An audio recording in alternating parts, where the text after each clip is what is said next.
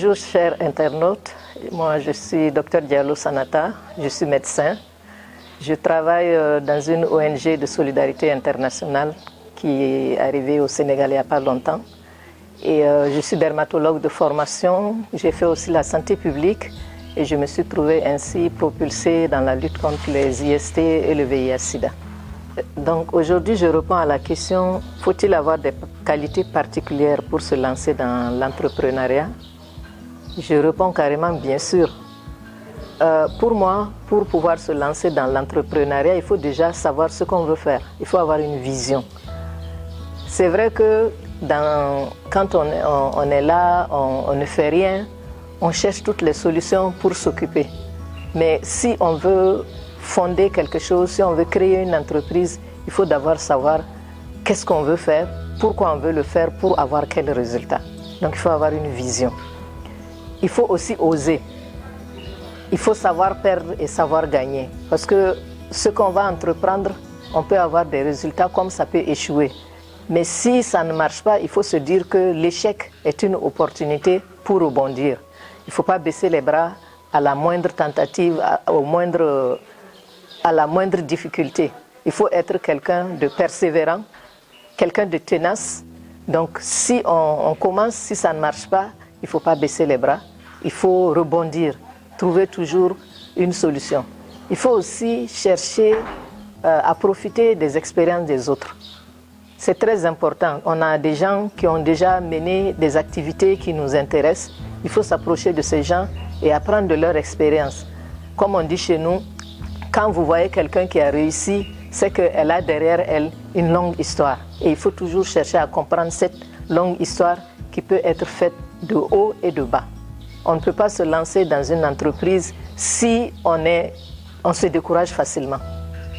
Il ne faut surtout pas se décourager, il faut être tenace, il faut être persévérant et surtout il faut être positif.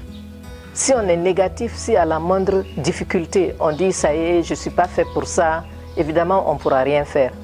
Tous les gens qui ont réussi ont échoué à une étape ou une autre de leur vie et ils ont la différence avec les autres, c'est que pour eux, l'échec est une opportunité pour rebondir. Et ils ne parlent pas d'échec forcément, ils parlent de challenges, de défis à relever. Donc c'est le secret du succès. Quand tu as un obstacle devant toi, il faut croire que tu peux surmonter cet obstacle et retomber sur tes pieds. Mais dès qu'il y a un obstacle et que tu te dis « Ah, c'est pas fait pour moi, je me suis trompé », tu laisses tomber, eh bien, tu vas aller d'échec en échec et tu ne trouveras jamais à faire quelque chose qui va t'amener vers le succès. Il faut aussi, dans la vie, il faut se dire que on peut échouer, mais l'échec n'est pas... On peut ne pas réussir dans quelque chose, mais ce n'est pas un échec. On peut ne pas réussir et on peut rebondir pour essayer d'améliorer ce qu'on fait. Et pour cela, il faut qu'on se fixe des objectifs. Je veux faire telle chose et je me fixe des étapes. Pour telle période, j'essaie d'atteindre tel objectif. À partir de ça, je migre vers un autre objectif. Mais si, dès le début, tu veux aller au top, tu peux ne pas réussir. Comme on dit, il faut les petits commencements qui font les grandes réussites. Si tu commences petit à petit et que tu essaies de tirer des leçons de ce qui n'a pas réussi, cela te permet d'arriver à construire de grandes choses. Pour cela, il faut beaucoup de persévérance, beaucoup d'endurance aussi et de la positivité. Quand on se décourage facilement, on n'arrivera jamais à réussir quelque chose dans la vie. Alors, une autre qualité aussi pour entreprendre, c'est d'abord aussi le leadership.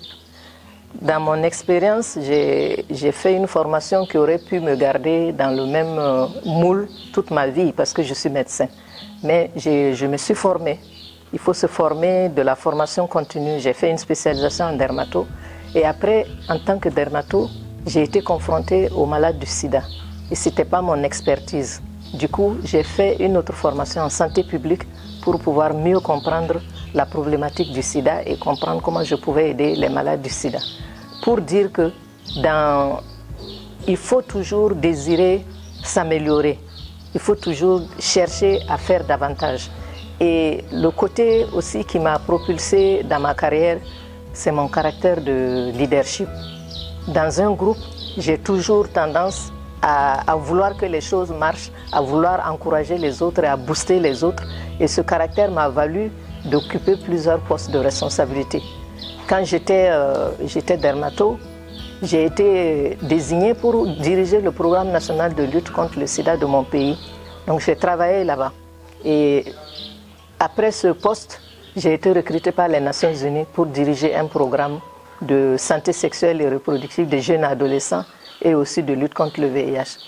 C'est de là-bas que j'ai encore été recrutée par une ONG. Tout cela a été favorisé par le fait que j'étais connue.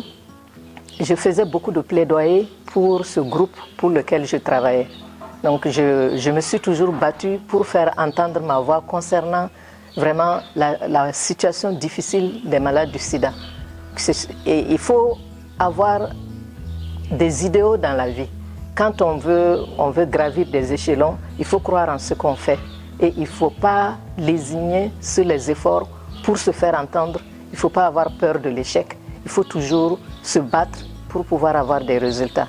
Et je pense que quel que soit le domaine professionnel où nous intervenons, la formation continue, la formation professionnelle, profiter des échanges d'expériences, profiter des expériences des autres, peut nous aider à nous améliorer et à gravir des échelons pour pouvoir atteindre nos objectifs dans la vie.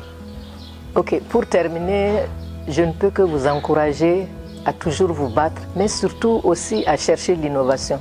Aujourd'hui, les opportunités sont grandes et je pense que notre monde d'aujourd'hui a besoin d'innovation. Il faut regarder autour de soi, il ne faut pas rester dans la routine et vouloir réaliser forcément ce que les autres réalisent. Et l'innovation, ce n'est pas forcément quelque chose d'extraordinaire. À partir d'un petit rien, on peut être créatif.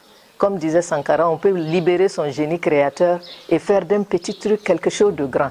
Il faut vraiment croire en soi, avoir une vision, avoir envie de réaliser quelque chose et ne pas forcément chercher à faire comme l'autre. Quel talent Dieu a placé en moi que je peux utiliser et comment je peux mettre en valeur ce talent pour pouvoir servir, d'abord me servir moi-même en améliorant mes conditions de vie, mais aussi servir mon entourage et servir toute la nation. Alors à la question de savoir, faut-il avoir des qualités particulières pour se lancer dans l'entrepreneuriat, je dis oui et je vous encourage vraiment à ne pas avoir peur de vous lancer, à être courageux, à être persévérant, à croire en vous-même et surtout à vouloir faire de l'innovation en créant, à être créatif, à ne pas chercher à demeurer dans la routine, à vouloir faire ce que les autres font. Vous avez un talent caché en vous, cherchez à connaître ce talent et à être créatif pour pouvoir donner aussi votre contribution à l'innovation de votre temps. Je vous remercie.